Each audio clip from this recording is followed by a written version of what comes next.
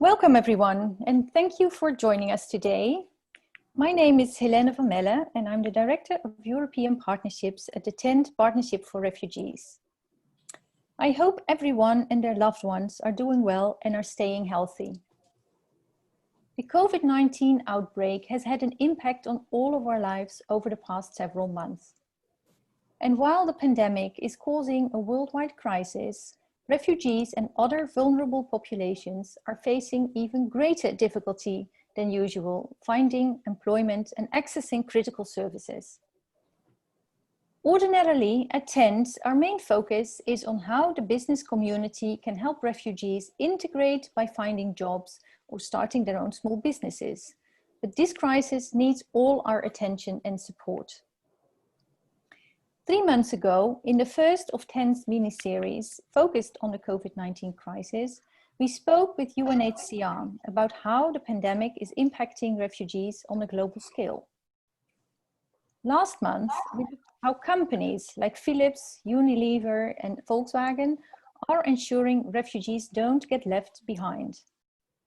And today we'll examine how NGOs and implementing organizations in Italy, Turkey and the United States are stepping up to support refugees impacted by COVID-19 and how companies can help these organizations to do even more to support refugees.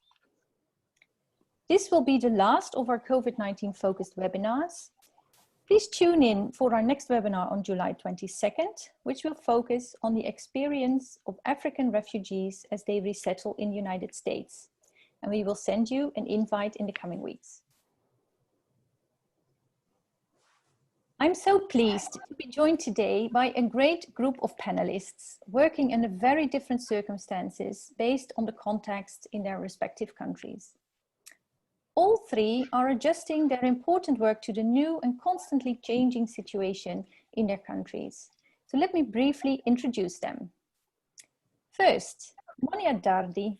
She is the Counselor and International Project Manager at ADECO Foundation. The ADECO Foundation is connecting people and companies to foster accessibility and inclusion in the workplace and is placing refugees into jobs since 2008. Monia is working with UNHCR Italy on the refugees program as well. Second, Enis Kösem is the General Manager at United Work in Turkey, a non-profit organization that helps refugees in Turkey find jobs and is registering refugee enterprises. Third, Alicia Mann is the Senior Director of Resettlement and Integration at HIAS. HIAS provides humanitarian aid and assistance to refugees, asylees and displaced people in 16 countries, including the United States. We're so grateful that they're joining us to tell us about the important work that they're doing to support refugees, and especially at this critical time. I would like to note that all three of these organizations have been involved in refugee programming for many years. But today we'll highlight how they're stepping up now during the COVID-19 crisis. Before we begin our conversation, let me do some quick housekeeping. First of all, with the exception of Monia, Enis, Alicia and I, everyone on this webinar is muted. If you'd like to ask a question, which we strongly encourage you to do, please type it at any time in the Q&A box. I will do my best to get to these throughout the end of this webinar. Secondly, this webinar is being recorded. It will be available afterwards and we'll share the link. So let's kick off. I will start asking the first questions to Monia. The ADECO Foundation has been working with Italian companies over the past few years to help them recruit refugees into their workforce. Among these companies are several TENT members, such as Barilla, Gucci and Uniqlo. Monia, to begin with, can you share a brief overview of how your organization is working with companies in Italy to help them support refugees? Yes, for sure. So first of all, good afternoon or good morning to everyone, also from my side. And thank you really for being here and to be part of this important virtual meeting. And as a DECA group, we are so proud to be on board with your partnership as an evidence of a strong commitment in the refugee program. So thank you again. As a DECA Foundation, Italy, we have a huge experience in inclusion paths for people with disadvantage. Now it's over 20 years now. And INTU can charge more than 9,000 people and implement in 6,000 inclusion paths. And as for refugee, we have a strong partnership with UNHCR, as you have already said, since 2017. And with the Supreme Reception System coordinated by Central Service Interior Minister, we have a specific program that is called System Approach. What is it? It's a kind of hybridization of public and private partnerships. So from one hand, we work with public service and we use the tools coming from HR experience, also for vocational guidance and training session, because the refugees have to be ready for an active job searching and be aware about employability. And from the other hand, we co-plan outreach session about diversity inclusion with employees. We help enterprise to enhance value on different people, different talent, and different backgrounds. Thank you, thank you. That's really fantastic to hear. I think you're also working on geographic mobility. Could you tell us a little bit about that as well, what that means in Italy? Yeah, of course. We have an important project with UNHCR, and we are working on driver of geographical mobility. So refugees are coming from the south, and we have to find some inclusion paths in line, in tune with the background, also with education, but also with the professional job. And we work also on housing and to new inclusion paths. That means new methodology about narrative approach, for example. So we implemented for 2000 design thinking talent for refugee with UNHCR. That means that the enterprises really couldn't lose talent and skills. Yeah, great, thank you. Thank and you. Monia, Italy was hit very early and hard by COVID-19. And you were in strict lockdown for several months and are now slowly opening up again.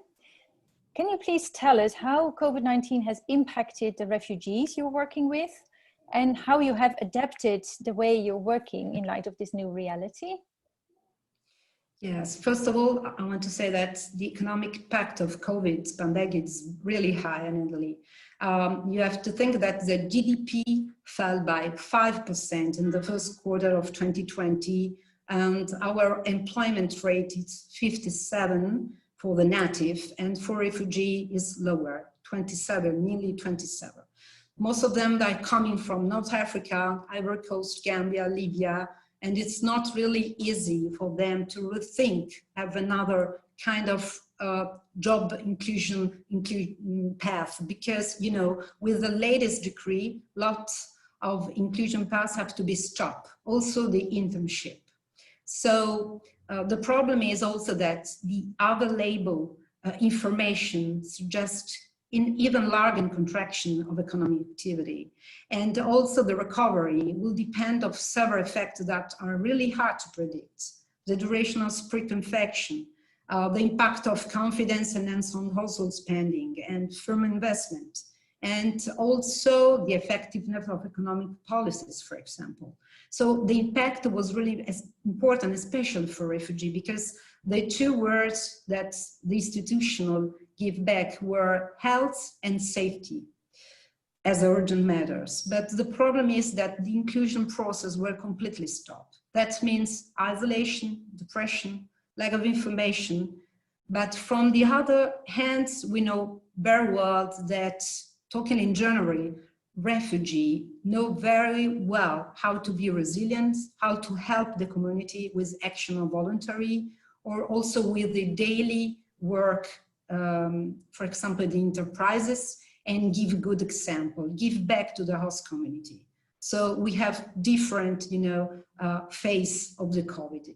The more commitment from one side, and to the other side, the stop all of the inclusion path. So they're started very slowly now. Yeah. And referring to that, from what you're seeing now in Italy, you think refugees have been financially then also more affected than other groups because of COVID? Yes, of course, because the economic sector highly impact from COVID are hospitality, tourism, and automotive. They are the typical for the employment of refugee. And now the last Italian decree really stopped the fires, give social safety nets, layoff, for example. And so we expected a peak of job losses next September, or when the social safety nets will finish.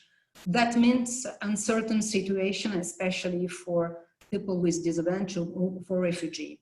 So what we have to do with all our partnership enterprise is a strong commitment in hire refugee, but also in think new projects, in new training, for example, new lifelong learning, transform the problem into a creative solution. But we have on board really enterprise that want to find new solution. For example, Amazon started with a pilot, but they want to really implement a national project in hire refugee.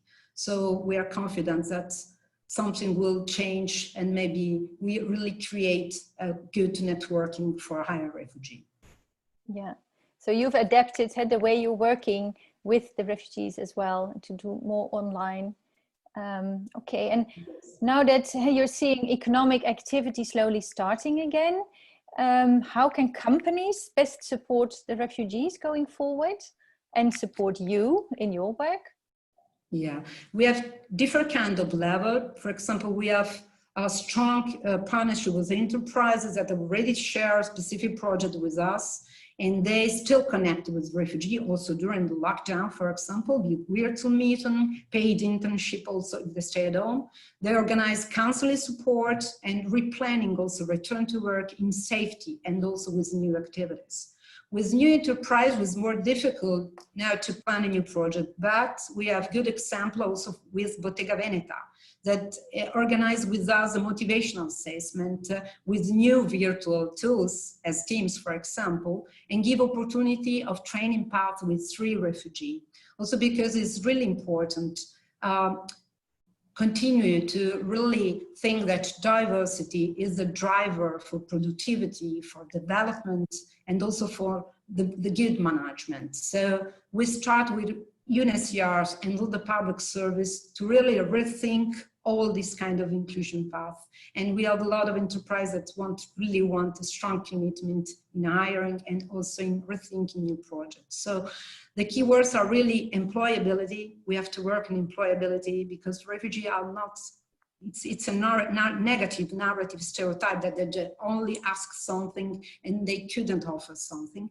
Awareness and really important diversity inclusion, but because it's the keywords also during the COVID crisis. Yeah, so it sounds like there is a strong commitment to work with more refugees, and even you're giving us some examples of companies being more flexible now, being creative in finding new ways, recruitment process. So let's hope we will see that coming through for more companies. But these are great examples, and thank you for that, Monia. Thank you. I would like to turn to Enis from United Work. And moving on to Turkey, we're seeing a radically different situation. Turkey is home to the world's largest refugee population, 4.5 million refugees, 4 million of them registered refugees, of whom 3.7 registered Syrian refugees. And Turkey has seen the highest number of people positively tested for COVID-19 in the Middle East.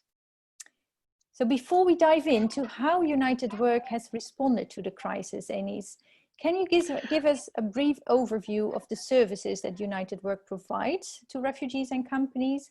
And which companies have you worked with in recent years? And what have you accomplished with them? Yeah. Thank you very much, Helen. Honestly, from the beginning of 2017, we are working, United Work is working in refugee recruitment business in the labor market of Turkey. Right now, we are providing 5 major services to the refugees. First, we find suitable job opportunities from the field, which is suitable for refugees. This is what we call business development, because honestly, in the labor market, not all the job opportunities are available for refugees by law and by the tension or by the selection of the employers. For that reason, it's very important for us to visit the company to get the right job opportunity for the refugee and bring it to United Work. We have a huge database. It is something like more than 300,000 refugees right now. Every day it's growing. And we make a, let's say, a short list like a consultancy company and send the employer these candidates that we called recruitment service. If there's a good match happen and if the employer wants to work with a refugee as an employee, at the same time we started to provide two services. One is training. We train all the refugees according to the Turkish business law, Turkish labor law, Turkish business culture, health and security issues, because everybody thinks that Turkish and Syrian culture is almost the same, but it's not. For that reason, we have to train all the refugees that we send to the companies to make a sustainable work life. Otherwise, we have seen that many refugees will lost their job at the first days of their working period. For that reason, this training period is very important for us. And at the same time, with training, we apply work permit application to the government's to the government's office. And it takes something like 3-4 weeks before COVID-19 crisis. Right now, it takes much more time. I will explain it later. We don't want to lose that time. During that time, we provide training to the refugees, and at the end of that 4 weeks time, we receive the work permit instead of the employer, and the refugee can start the job at the employer's workplace. On the other hand, this service is for employees. We also support the entrepreneurs as well, because many refugees start their own enterprises, their own businesses in Turkey, but they don't know the registration laws in Turkey. For that reason, we are supporting them as well. We get their tax plate, we apply their social security, we apply work permit as well. On the other hand, they have to open a file in the municipality. For that reason, this bureaucratical part is very hard for the refugees. We support them on that part as well. Up to now, we placed more than 5,000 refugees to more than 1,100 unique companies in 21 cities of Turkey. We have 10 branch offices in Turkey and 10 different cities of Turkey, and it's not limited by these cities. We also went to the other cities of Turkey and support the refugees in these cities as well. Especially, we work for textile sector. As you know, textile is very important for Turkish industrial life. The second sector that we support is tourism. The third sector is call centers, because we need Arabic speaker call centers as well. For that reason, it's a huge market in Turkey, but honestly, working under legal base is not very common in Turkey. For that reason, that more than 5,000 registered refugees at the 1,100 companies is very valuable for us. I hope not only the refugees, their families are also benefited for United Works service as well. Thank you, Enis. That's a broad range of services, amazing, and some very good results as well over the last few years. So thank you for sharing that. What has been the economic impact of COVID-19 on refugees in Turkey now? Have they been more affected than other populations? Honestly, they affected too much. As I said during the first words of my speech, we searched the job opportunities from the market which is available for refugees, because employers doesn't share all the positions with refugees. They first prefer to work with a Turkish employee. If they cannot find a good Turkish valuable employee to their position, secondly, they started to search or started to select an employee from refugee community. For that reason, the suitable jobs for refugees are the jobs that the Turkish local employees doesn't want to work. For that reason, there are limited job opportunities in Turkey for refugees. After COVID-19 crisis, many local employees fired or has to leave their jobs, especially from the Turkish ones. And they started to accept the jobs that they rejected before. For that reason, the job opportunities for the refugees are much more less than the ones before COVID-19 crisis. So it is really hard to find a suitable job opportunity for a refugee. On the other hand, during the COVID-19 crisis, many production companies, factories, stop their second and third shifts at the factory. They are working with only one shift. And first they prefer to fire or prefer to separate their ways with the refugees. For that reason, at the labor market right now, there are lots of unemployed refugees and lots of unemployed Turkish employees right now. Our unemployment ratio is officially 13.7 right now, but unofficially it's more than 25%, Helen. Yeah, that's really sad. And about, if you're looking at your refugees that you have placed in jobs, can you estimate how many of them have become unemployed? It's an estimation. It's not something definite right now, but we estimate that half of our placements will lost their job because of COVID-19 crisis and pandemic. Yeah, that's very significant and very sad. Yeah. And Enis, how has this pandemic changed the way United Work is now working with refugees and companies? Yeah. Thank you. It's really a good question for us because, as you know, our third service is training. We called it self-support training. Mm-hmm. It is it's about Turkish business culture and business law. So we directly change our way to train the refugees from face-to-face to online. And online means you can reach everybody every time in every place of Turkey at the same time, because we have a capacity in our training centers. Every class contains maximum 16 refugees during the training, but by online we can reach thousands of refugees at the same time. So it's one of the good part of the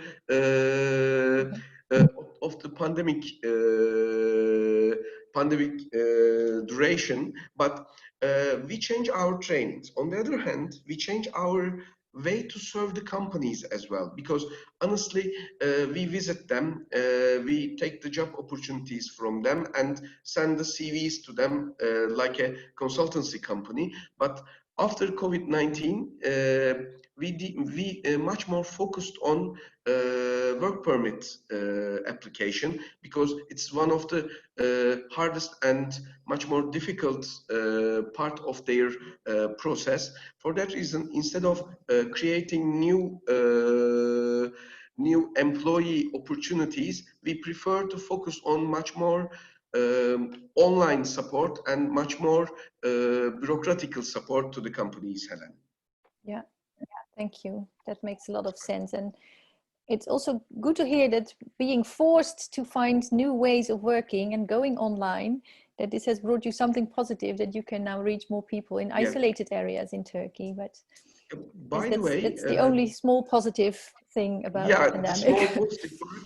By the way, I want to add something to that part. Up to now, we are working with 5 donors. One is Dutch Minister of Foreign Affairs, the major donor that we are working with. The other one is GIZ. The third one is UNDP. The fourth one is Spark, and the fifth one is Fairware Foundation. They all love it because they all take care of human health first. For that reason, when they heard that we transfer all our trainings to online, they love it. Good. Yeah, good to hear that. And Enis, how do you think this situation for refugees will evolve now in Turkey in the coming months? And how can companies work with you to continue to support refugees in Turkey? Honestly, as I said before, our major sector is textile, and many brands like Inditex Group, H&M, CNA, El Corte Inglés, Mango, Primark, and several others. Their suppliers are based in Turkey. Many suppliers are based in Turkey, and most of them prefers to work with refugees right now. When they started to open their department stores, and when they started to open the orders to these suppliers, I hope first it will affect, normalization period will affect the local employees. And afterwards, at the second layer, it affects refugee labor as well. On the other hand, our second sector is tourism, as you know. It is summertime. If there will be a small change in tourism sector, it will positively affect refugee employment as well. We keep our hope still active, still positive. Honestly, it won't be worse than March or worse than April. I hope the economical, let's say, balance will find its way to survive, Helen. Yeah.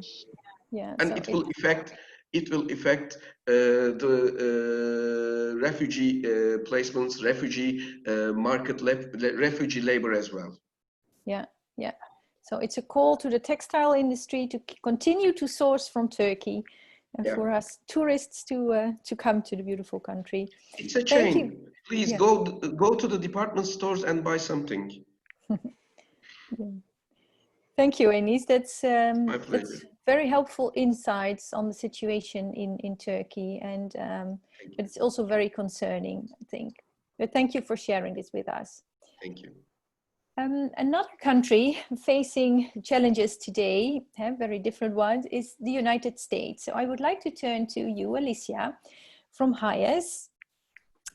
And HIAS is one of the resettlement agencies in the United States, helping the refugees once they arrive.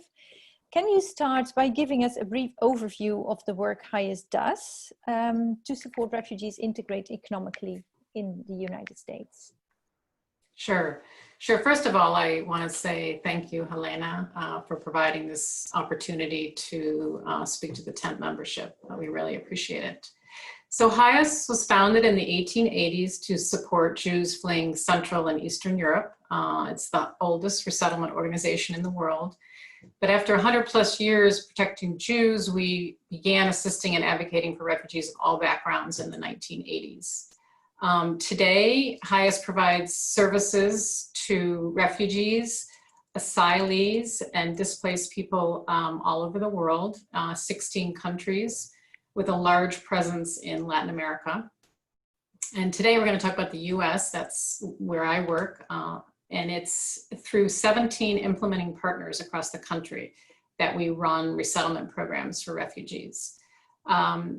So resettlement means refugees come through the US Refugee Admissions Program. So it's a very organized process, all known well ahead of time. And once here, the services are intended to get refugees acclimated, navigating communities, accessing resources, and employed. So they're fully eligible to work when they arrive. And pre-COVID, on average, 40% of our clients are employed at the 90th day after arrival. Some enter longer-term employment programs, and in those, clients are 86% employed after 6 months. So very good success rates by these measures. We have a lot of what we call economic inclusion programming. It's a continuum of services from early employment onto asset building and entrepreneurship. We work a lot on long-term economic independence and living wage work. So we do skill development for optimal employment, but it includes English language instruction. We work on building savings, and we even have a particular program on asset purchases for vehicles and homes. We work across a range of industries, local and national employers both. We have two specific activities that we do to support employment. One is what we call job readiness. So that's the resume writing, the interviewing practice, and sites engage many volunteers to do that work. And then the other aspect is what we call job placement, and that's paid staff that does that work and holds that relationship with the employer community. There are a number of supportive employers across the country that work with refugees. Just to call out a couple, Charlotte, North Carolina works with Ross in their facilities in South Carolina. Seattle works with Swissport and Metro One Security, but there are many, many others that employ refugees. There's one other avenue I want to mention, which is we know immigrants found businesses at greater numbers than the US population overall. The New American Economy puts the number at 13% of refugees are entrepreneurs, and to meet that need, we provide funds and technical assistance to support entrepreneurship activities for refugees. So we run a microenterprise program in 3 different markets in the US, where we assist with business planning, and then eventually a loan, and then post-loan sort of technical assistance. So I think I'll leave it at that. Yeah, thank you. And it's so important and relevant to see that organizations like HIAS and like Annis called out on United Work are also supporting and facilitating refugee entrepreneurship. Thank you for calling that out. Alicia, in the United States, we've seen now the economic crash and an unemployment rate unseen since the Great Depression. We've heard that 70% of refugee clients in the United States have lost their jobs as a result of COVID-19. Could you tell us how the pandemic has impacted refugees in the country and why such a high number have lost their jobs compared to only 15% of Americans? Yeah. Well, as the US government continues to grapple with COVID-19, refugees and other vulnerable immigrant populations have largely been excluded from comprehensive planning and relief efforts. The impact to refugees is confirmed by our highest partners, by the refugee-focused staffing agency Amplio and other resettlement agencies that people are talking about. Ranges of 70 to 75% of clients have lost their jobs. But there are a few factors involved that refugees disproportionately are in major industries that have suffered massive layoffs. So hospitality, food and beverage, light manufacturing, airport work, personal care services. Refugees work, there are significant numbers in personal health care work. And then of course, retail occupations. So the other thing is that statistic is speaking to newer arrivals. So clients that have not been here for some years, but those kind of the last into a payroll, and they may be on a temporary setup or part-time, and so are therefore more vulnerable too. But I know, like in our network, we ask sites about May rent, and 62% of clients were expected to have a hard time meeting their May rent. So like very fast impact. And that statistic I talked about earlier at, at the 90th day, 40 to 45% employed, it's now at 5%. So really, pretty grim, as is being painted in other countries too. Yeah. Oh, that's significant. Yeah. And how have you as HIAS adjusted your services in response to this situation? We have been working really hard to make some necessary adaptations. So in the 17 resettlement and integration sites across the US, we've been actively working to mitigate disruption to the services we provide by using alternative methods of service delivery that do allow for social distancing. And what we term here as remote case management. So services done pretty much exclusively virtually. So part of it is providing critical information about the virus and mitigating risks, supporting people's need for access to medical care, for COVID and for other conditions that they may come with. So all of it has required facilitating access to technology and getting people connected and online. It's been a huge effort by staff to get this done. And if not, it would have been, left people completely isolated. And then, as is some of the bright spots that Anis described, is once over the emergency aspect, we're starting to build back up the systems around English language instruction and other ways of engagement that can actually happen quite well online, including what we call cultural orientation, which is just really orienting people to life in the US. And we have been able to stand up some of the mentorship activities that go on for new arrivals, which is a big, important part in the US. A specific thing we've done is, as I imagine others have done, is kind of appealing to foundations and some new partners with this need. And we had a foundation graciously give us funds for hardware. So 600 pieces of hardware were bought, programmed, and some basic digital literacy guidelines. So looking into the future, past the crisis, HIAS actually, well before the crisis, started a digital literacy pilot, recognizing that there's a huge digital literacy skills gap in refugee clients. We've done it from past surveys and research. So we developed a curriculum, funded a pilot to distribute tablets, and managed it all through mobile management software so we could support clients getting access to apps and coursework.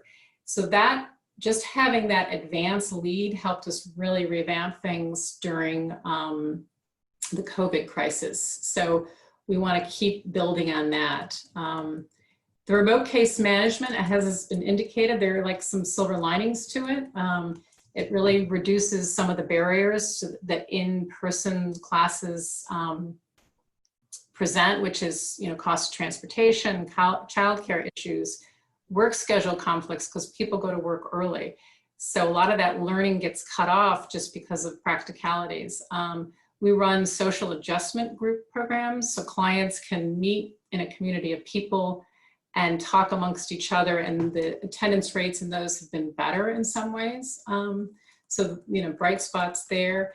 And then really what we've started to do for the summer is come together with our corporate partners, Accenture, Skill Lab, Upwardly Global, Coursera, and Amplio, to name a few, and do a future of work series. So really start to set our sights forward about what are some industries that we should be positioning refugees for, and how to kind of work with the corporate community to do that. Yeah, yeah. How interesting. And have you identified some of those industries already? Well, we have the beginning of the Future Work series will start with Accenture, and they have a good report on the future of work and kind of automation and augmentation. So it will start out kind of laying the groundwork about where industries are going and what ones are at risk to automation. Yeah. Kind of what often doesn't happen is getting it to the refugee level. You know, it gets sort of theoretically up here, and this Future of Work series is really meant to kind of drill down. So what does this mean for refugee communities? Yeah. Yeah.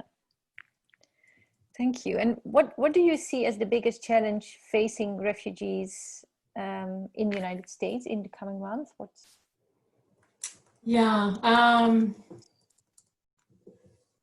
So unemployment checks will run out for those that were lucky enough to have secured them. So, you know, starting in July, probably, clients will face an even more competitive job market given the unemployment rates. So even those jobs formerly that Americans did not want, you know, might be harder to get.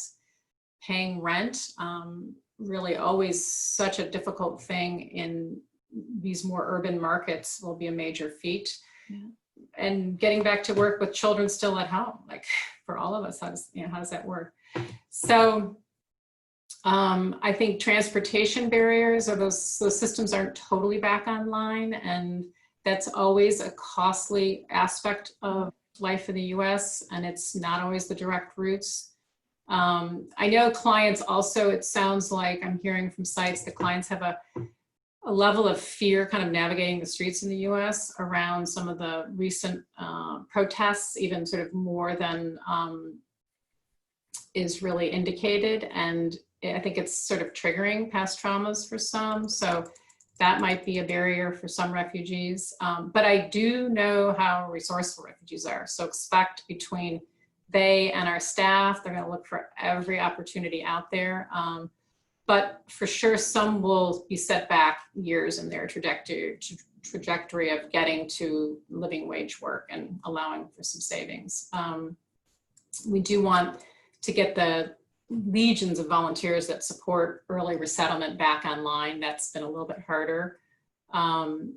Uber drivers, a source of jobs for refugees, you know, figuring out how that can happen safely to encourage people back into vehicles. I know Amplio, the firm that staffs for refugee clients, has said that they had this fall off, but then they are back now at 80% of their February payroll. So some bright spots. I know staff will be consulting, you know, good information from the Department of Labor and really working with, you know, kind of targeting those that they know are coming back online. So that's kind of the landscape there. Thank you. Yeah.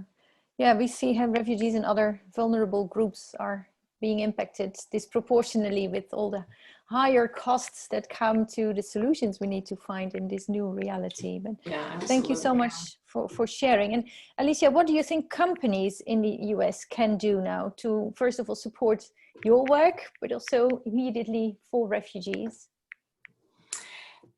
Sure. Companies, you know, of course, can do a lot during COVID or otherwise. So during COVID, the hope is that companies will work to control all the various aspects of the flow or process to make work safe again. So for those that can control the touch points with their customers adequately, we hope that happens soon. For those that are modifying plants or warehouses, we know there are good documents out there now, like clean practice guidelines out of Oregon that really provide guidance in terms of controlling transmission vectors. So I think employers should know they are in the driver's seat in terms of an opportunity to keep employees safe, with some really good efforts around communication with staff relating CDC guidelines and such. And of course, we've seen here in the US the difference that leadership makes and what they are saying to people. You know, employees are really looking for information from trusted sources. For the outlook outside of COVID-19, I think there was a stamp of approval of the protests in support of diversity and a fair treatment of those with Black skin. So it's time to take advantage of that current compassion and desire for diversity. HIAS is reevaluating our programming to further support affiliates and refugee trainings on diversity and tolerance in the US. And so I think to that end, a really robust, what we call here diversity, equity, inclusion, and justice in the US, you know, should be fully embraced, if not already. And just having internal reviews of hiring practices is important, because current practices could be shutting people out from the beginning, and we work with some corporations on that. And then I think proactive outreach and recruitment efforts within specific communities that face barriers to employment, including refugees. So look for partnerships with organizations like HIAS and others. To provide one small example of creating an inclusive working environment, one of our sites has a partner employer that did country-specific bulletins that provided to existing staff cultural information. So the language is spoken, location in the world people come from for common refugee populations hired there. So really kind of a bridge almost. I know that Ross in South Carolina has been considered really forward-thinking in terms of inclusion. Another small example is translated materials for refugees can be really supportive. So thinking through how to check your assumptions around inclusive environments, I think is important. A couple more things I would mention is the in-house class offerings that some companies do on site is really a way to invest in your workforce. So, if you're offering English classes on site, you might bring online another class of potential managers because they are now proficient in English. So it's a win-win for companies. And there are some good examples with some big employers here that have taken this very seriously and have an array of in-house classes and creating a loyal workforce, because it removes so many of the barriers we talked about earlier. I think, just the other things that make employees feel valued, a uniform, even the recent purchase of PPE on behalf of employees indicates that, you're of value to your employer. And you're nurturing a sense of stability for that client, for that employee. Sourcing from refugee-owned businesses, we'd be thrilled to work with tent members on that, to build those kinds of initiatives. And then I think the last thing I would say is knowing that there's this digital skills gap that just keeps getting worse and worse, is really trying to address that for refugees. Maybe providing opportunities that might not seem to be a perfect fit at the beginning, but with a level of support, really bringing people online to be available for those kinds of jobs. So for example, in resettlement, we have many former refugees employed across the sector. They're currently doing remote, professional work. So I think I'll end it there. Thank you, Alicia. That's very valuable and concrete advice, I think, to companies. So thank you for sharing that. We're coming at the end of this webinar, and I had said before that I would go and look for questions, but I don't see any questions from the audience right here. So if there's anyone wanting to ask a question to Monia, Alicia, or Enis, he or she can do that now in the Q&A chat. And otherwise, I want to remind everyone once more that we have in July a webinar focused on the experience of African refugees as they resettle in the US. An invite will be sent out soon for that. And I think we will leave it with that, with no questions. So I hope that this webinar was useful to understand how refugees have been impacted by COVID-19 in different country contexts, and how organizations as well are stepping up to help them. So thank you so much, Monia, Enis, and Alicia. We very much appreciate that you were willing to share your stories here. And thank you all the participants for joining us here today. And we hope to you'll join us next month again. And one short reminder, if there are particular topics you'd like TENT to cover in the future webinars, or a specific company in the TENT partnership you'd like to hear from, you can always email us at info@tent.org. For now, I think this is it. I wish you all a good rest of your day. Thank you. Thank you very much, Helen. See you. Hope to see you again. Bye-bye. Thank you. Bye-bye. Bye.